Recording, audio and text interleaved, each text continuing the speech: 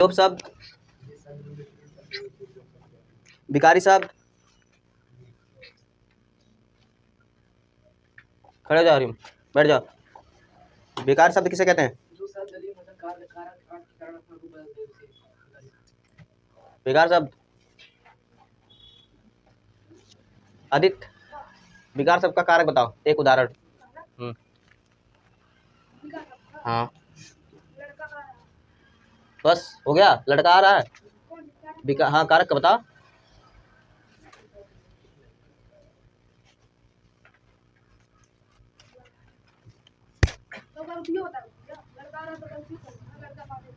क्या पूछे हैं तुमसे? हाँ तो क्या बताओ। लड़का को आने दो, बैठ जाओ तीनों, चलो तुम खड़े हो जाओ। इसका पुरुष वाला बताना, विकार शब्द का पुरुष। बता। हाँ तो पहले मेरा हाथ सही कर लो डिसिप्लिन के अंदर। हाँ आप बताओ। विकार शब्द का पुरुष का बताना हमको। ये तो कारक में आ जाएगा, पुरुष में बताओ।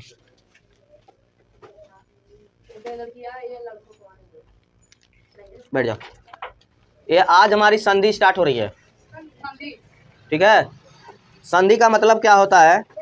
किसी दो वर्डों को मिलाकर एक नया वर्ड बनाना। ये दो शब्दों को मिलाकर नया शब्द बनाना, वही संधि है। संधि माने होता क्या? दोस्त। संध माने होता क्या? रिश्तेदार। संध माने होता क्या? मेल जोल। होता नहीं क्या बोलते? सखा।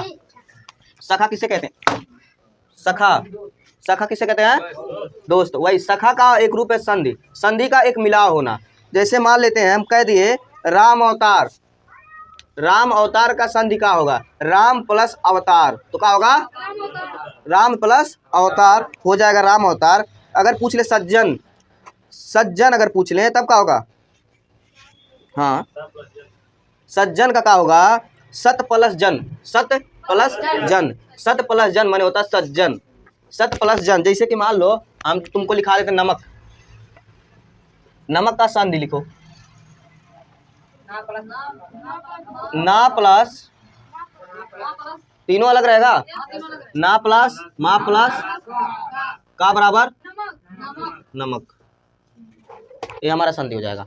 संधि का मतलब क्या होता है?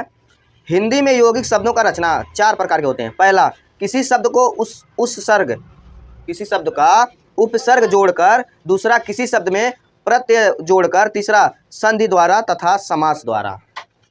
कितने शब्द होते हैं? चार। संधि के यौगिक शब्द कितने होते हैं? चार। पहला, किसी शब्द में उपसर्ग जोड़कर। उपसर्ग जोड़कर, जैसे संधि का जो उपसर्ग होता है उसमें मान लो किसी शब्द में उपसर्ग जोड़ दिए, दूसरा में प्रत्यय जोड़ दिए, तीसरा में संधि द्वारा जोड़ दिए, चौथा में समास जोड़ दिए। जैसे मान लेते हैं अगर हम कह दिए कि चार भाई हैं, तो चार भाई होने का कारण क्या है? बड़ा वाला, छोटा वाला, मझला वाला और उससे बड़ा वाला। हुआ कि नहीं? चार भाई हमको जोड़ना है। जैसे चार भाई चार नाम है, सोहन रोहन करण विजय। सोहन रोहन करण विजय हो गए। इसी तरह हमारा जो है संधि चार लोगों से मिलकर बना है। जैसे किसी शब्द का उपसर्ग जोड़कर, उसका किसी शब्द का प्रत्यय जोड़कर, और संधि द्वारा, और चौथा समास द्वारा। किसके द्वारा? समास द्वारा। अब संधि जो किसके संधि वही है। जैसे देखो हम संधि का करते हैं। संधि के नियम के अनुसार मिले वर्णों के यदि फिर से अलग अलग कर दो, उसे संधि विच्छेद कहलाता है। अगर किसी शब्द को मिला रहे हैं या फिर से उसको अलग अलग कर देते हैं, उसे क्या कहते हैं? संधि विच्छेद कहते हैं। किसी शब्द को मिला रहे हैं, उसको अलग अलग कर भी देते हैं, उसको क्या कहते हैं? संधि विच्छेद कहते हैं। जैसे विद्यालय का संधि विच्छेद होता है विद्या प्लस आलय। विद्यालय का संधि विच्छेद क्या होता है? विद्या प्लस आलय। इसीलिए हम संधि विच्छेद का करते हैं, विद्यालय का विद्या प्लस आलय हो जाएगा। संधि का महत्व क्या होता है? संधि का जो महत्व होता है, संधि करने और संधि विच्छेद की क्रिया का ज्ञान होने पर बड़े जटिल शब्दों का अर्थ समझने से सहायक मिलती है। संधि मतलब हमारे कहने का मतलब भोजपुरी में मतलब एक कहावत है, संधि माने होता है दोस्त। और दोस्ती के बीच में इतना रहता है, जैसे मान लो लड़कियां हुए, जब तक अपने मतलब दिमाग में चल रहा है, जब तक वो अपने फ्रेंड को ना बता दें तब तक जान लो आग की तरह जलती रहेंगी। हाँ, और जैसे लड़के भी हुए कि अगर कुछ बात जान ले और कोई चीज़ हुआ, जब तक उससे मिल ना लेंगे और उसको अपना मतलब बात बता नहीं देंगे, लगता है उसको खाने में नहीं पचेगा। हाँ, वो संधि विच्छेद है। संधि विच्छेद का मतलब दोनों आपस में मिल के काम कर रहे हैं ना। हाँ, वो हमारा संधि विच्छेद हो जाएगा। संधि का भेद होता है स्वर संधि, व्यंजन संधि और क्या होता है?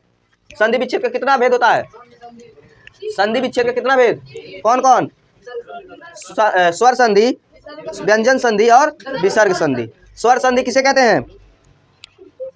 जब मिलने वाले दो शब्द से पहले शब्द के अंत में स्वर होता है। स्वर किसे कहते हैं? स्वर और व्यंजन में क्या फर्क है? स्वर और व्यंजन में क्या फर्क है? जैसे इंग्लिश वाले देख लें एक बार, मान लो हम स्वर, इसे स्वर मानते हैं, A-E-I-O-U, ये हिंदी का नहीं इंग्लिश का स्वर है, जिसको हम इंग्लिश में वावेल कहते हैं। कहते हैं नहीं कहते हैं? इसको हम इंग्लिश में वावेल कहते हैं और इसको स्वर भी कहते हैं। और व्यंजन में हमारा क्या बचेगा? इसको छोड़ के जितना बच रहा हमारा व्यंजन है, लेकिन उसको इंग्लिश में क्या कहते हैं? कंसोनेंट कहते हैं। क्या कहते हैं? कंसोनेंट कहते हैं। यानी कि मान लो अगर हम व्यंजन की बात किए तो व्यंजन में हमारा इसका छोड़ के, मंत्रा वाला जितना छोड़ के जितना बचेगा वो हमारा कंसोनेंट में आएगा, और जो मंत्रा वाला आएगा हमारा स्वर में आएगा। ठीक है? किसी को दिक्कत? अगर मंत्रा वाला है, जैसे मान लें ये है, ये वावेल में है, ये किसमें है? स्वर में है। ये किस चीज का मंत्रा है? अगर यही ऐसे सीधे करके यहाँ मार दे तो ई का है, ये ई का है। अगर हम इसी पे डबल कर देते हैं फिर इसके बाद खींचते तो इसमें ई ऊ, पहले ई की बात यहाँ से हम मोड़ रहे हैं ना, यहाँ लाके हम ई का कर रहे हैं, यहाँ से मोड़ रहे हैं ना, तब हम लाके ई को कर रहे हैं। हम ये चीज नहीं कर रहे हैं। हाँ, ये चीज इसमें ध्यान दीजिएगा आप लोग। दूसरी बात क्या है, हमारे स्वर संधि में क्या होते हैं? शब्द में दो शब्द से मिल, शब्द पहले शब्द स्वर अंत में होना चाहिए और दूसरा शब्द को प्रारंभ में स्वर होता है, तब वह स्वर संधि कहलाता है। इसके कहने का मतलब क्या है? जब मिलने वाले दो शब्द हों, जैसे मिलने वाले दो शब्द औरत, मिलने वाले दो शब्द हों, ठीक है, और पहले वह अंत में स्वर होता हो, उसके पहले और अंत में स्वर। औरत में पहले देख लो, औरत में पहला तो स्वर है लेकिन अंत में नहीं है। औरत हमारा स्वर नहीं होता। दूसरी बात क्या है, इसके दूसरा क्या है? दूसरा शब्द उसके प्रारंभ में स्वर और स्वर होता है, तभी वह स्वर संधि कहलाता है। प्रारंभ माने क्या होता है? शुरुआत। प्रारंभ माने क्या होता है? शुरुआत करना।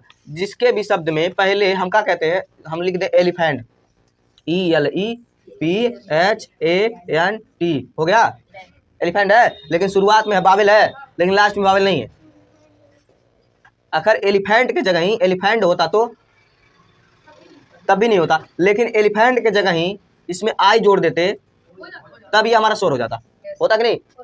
जो हमको आ जाओ जल्दी से, जो हमको शुरुआत में, वहीं बैठ जाओ, जो हमको शुरुआत में वावेल हो और लास्ट में भी वावेल हो, शुरुआत में स्वर हो और लास्ट में स्वर हो, वही हमारा स्वर संधि है। ठीक है? हाँ, स्वर संधि उसे कहते हैं जिसके प्रारंभ होने से पहले और लास्ट खत्म होने के बाद, पहले उसको खत्म होने से पहले और शुरुआत होने के पहले दोनों स्वर हो, स्वर में होना चाहिए। जो मंत्रा स्वर में आ रहा है, जैसे हम इंग्लिश में बता दिए EIOU है, और हिंदी में तुम्हारे जितना भी आहा तक मंत्रा हैं वो हमारे स्वर में आते हैं। जितने भी हमारे शुरुआत में आ रहे हैं और लास्ट में वही मंत्र आ रहा है। जैसे औरतें, औरतें क्या है? स्वर है। ये ऐसे क्यों स्वर है? शुरुआत में स्वर से हुआ और लास्ट में भी स्वर है कि नहीं? जिस शब्द को शुरुआत में स्वर और लास्ट में स्वर होना चाहिए, बीच की कोई मात्रा नहीं होनी चाहिए, बीच में कुछ भी हो, लेकिन शुरू और लास्ट में स्वर होना चाहिए, उसे स्वर संधि कहते हैं। क्या कहते हैं? स्वर संधि कहते हैं। अब आया हमारा व्यंजन संधि। व्यंजन माने कंसोनेंट। ठीक है? व्यंजन संधि क्या है? जब प्रारंभ माने होता है शुरुआत, स्टार्टिंग होता है। जब प्रारंभ मिलने वाले दो शब्द से पहले शब्द के अंत में कोई व्यंजन और दूसरे शब्द के प्रारंभ में कोई स्वर या व्यंजन हो तो उसे हम व्यंजन संधि कहते हैं, व्यंजन संधि कहते हैं। अब तुम बताओ रवि किशन, खड़े हो जाओ। स्वर संधि किसे कहते हैं? हाँ,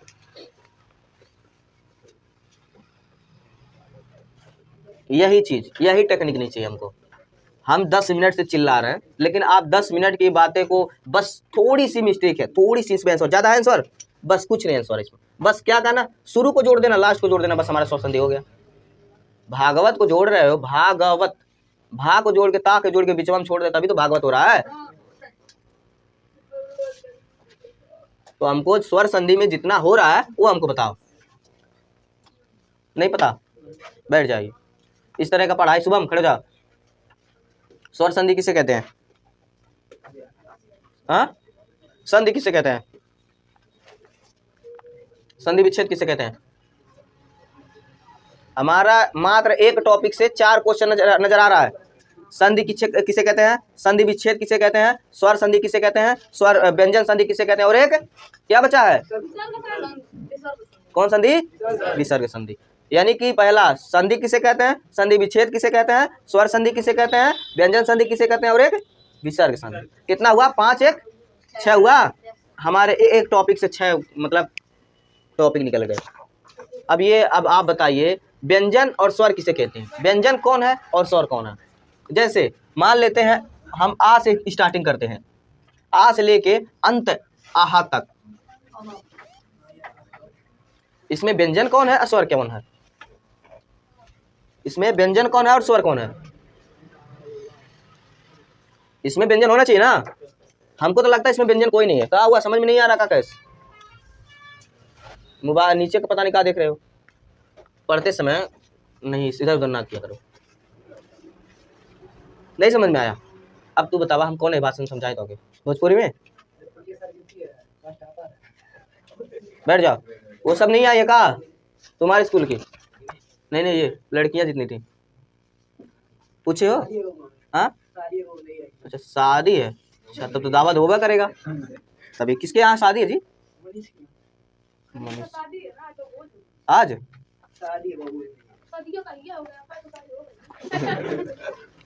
ए छोड़ो, इधर देखो, बात खत्म करो। स्वर संधि और व्यंजन संधि सब सुनो, स्वर व्यंजन में समझे कैसे, खड़े जाओ। स्वर संधि और व्यंजन संधि में क्या फर्क है, पहले क्वेश्चन को लिखने से पहले क्वेश्चन को समझना सीखो, क्वेश्चन को याद करने से पहले क्वेश्चन को टारगेट बनाना सीखो। जब तक टारगेट नहीं बनाओगे तब तक नहीं कुछ होगा। स्वर किसे कहते हैं, बस इतना बता दो, छोटी सी आंसर, बस स्वर कहते हैं किसे हैं,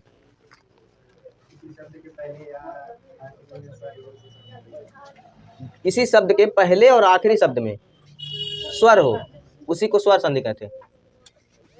संधि किसे कहते हैं,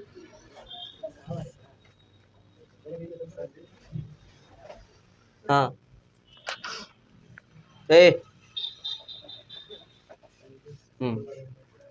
संधि माने होता क्या है, एकदम छोटी क्वेश्चन। संधि माने पहले बार किताब पलटाना बंद कर देना, हाँ ठीक है ठीक है।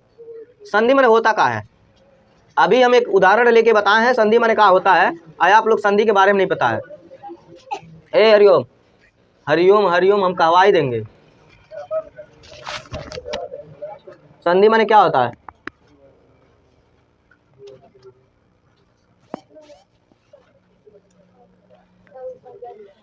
संधि किसे कहते हैं, पल्लवी बैठ जाओ, खड़ी जाओ। संधि किसे कहते हैं, बैठ जाओ, तुम बताओ। हाँ संधि किसे कहते हैं,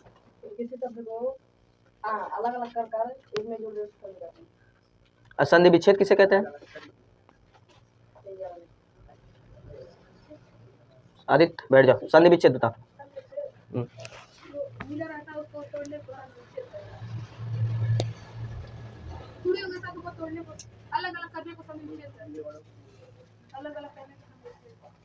संधि विच्छेद कहते हैं। संधि का एक